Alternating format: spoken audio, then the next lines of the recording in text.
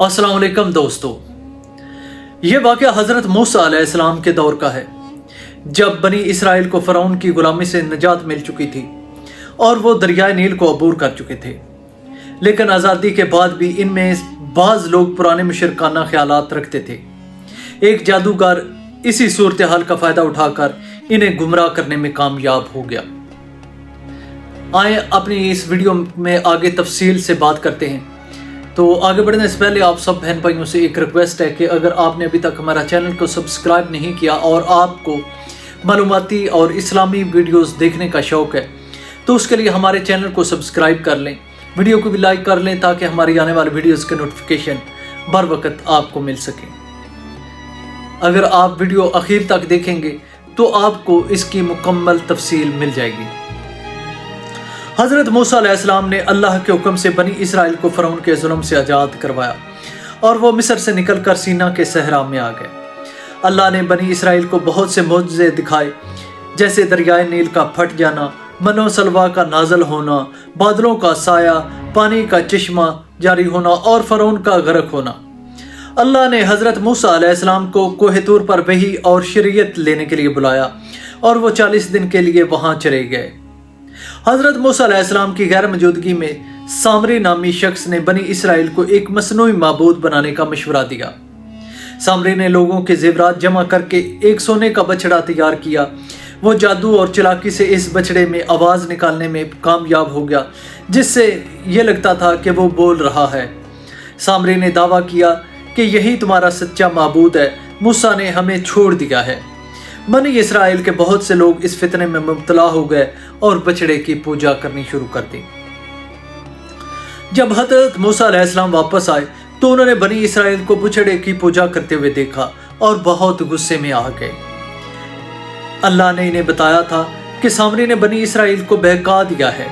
हज़रत मूसा अलैहिस्सलाम ने सबसे पहले अपने भाई हारून को सख्त सरजनश की कि तुमने इन्हें क्यों नहीं रोका। हारून ने कहा, मैंने इन्हें समझाया था लेकिन वो मुझे कत्ल करने पर आमादा हो गए थे। हज़रत मूसा अलैहिस्सलाम ने सामरी को तलब किया और उससे सवाल किया कि तुमने ये हरकत क्यों की है। सामरी ने कहा कि मुझे एक ख़ास चीज़ मालूम थी जो दूसरे नहीं जानते थे। मैंने अल्लाह के फरिश्ते के कदमों के निशान से खाक ली और इसे बछड़े में शामिल कर दिया, जिससे वो आवाज़ देने लगा। हज़रत मूसा अलैहिस्सलाम ने फरमाया, तेरी सज़ा ये है कि तू ज़िंदगी भर लोगों से अलग रहेगा, तुझे कोई हाथ भी नहीं लगाएगा और तू कहेगा तो तुम्हें कोई छुएगा भी नहीं। इसके बाद हज़रत मूसा अलैहिस्सलाम ने हुक्म दिया कि सोने के बछड़े को जलाकर राख कर दिया जाए और इसकी राख पानी में बहा दी जाए। कुरान पाक में सामरी को जादूगर, फरेबकार और शैतान के वसवसों में आने वाला शख्स कहा गया है।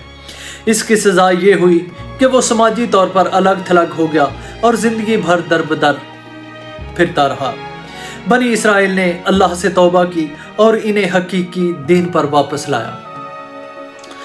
ये वाक़या कुरान पाक की सूरत ताहा में बयान किया गया है।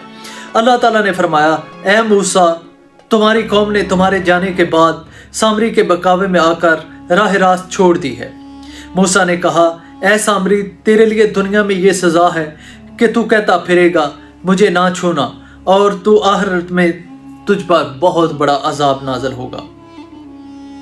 प्यारे दोस्तों, इस वाक़े से हमें यही सबक मिलता है, शिरक से बड़ा कोई गुनाह नहीं। सामरी ने लोगों को अल्लाह की बजाय एक मसनूई माबूद की तरफ राग़ब किया, जो बहुत बड़ा जुर्म था। फितना और धोखा हमेशा नुकसानदेह होता है। सामरी जादूगर और चालाकी से बनी इसराइल को गुमराह करने में कामयाब हुआ, लेकिन अंजाम कार ज़लील और रसवा हुआ। सब्र और क़यादत की अहमियत। हज़रत मूसा अलैहिस्सलाम ने बनी इसराइल को दोबारा सीधे रास्ते पर लाने के लिए सख्ती और नरमी दोनों से काम लिया। अल्लाह की आजमाइश। बनी इसराइल को बार बार आजमाया गया ताकि इनके ईमान की आजमाइश हो सके। प्यारे दोस्तों, यह वाक़या ना सिर्फ बनी इसराइल की तारीख का एक अहम सबक है बल्कि आज के इंसानों के लिए भी सबक आमोज़ है कि जादू, फरेब और झूठे माबूदों से बचना चाहिए। सामरी जादूगर का अंजाम हमें याद दिलाता है कि बातल का जादू ज़्यादा देर तक नहीं चलता और आखिरकार सच की ही जीत होती है। پیارے دوستو، اگر آپ کو یہ ویڈیو پسند آتی ہے تو اس کو دوسروں کے ساتھ شیئر کیجیے گا، ہماری ویڈیو کو لائک کیجیے گا اور چینل کو ضرور سبسکرائب کریں۔ ملیں گے نیکسٹ ویڈیو میں۔ اللہ حافظ۔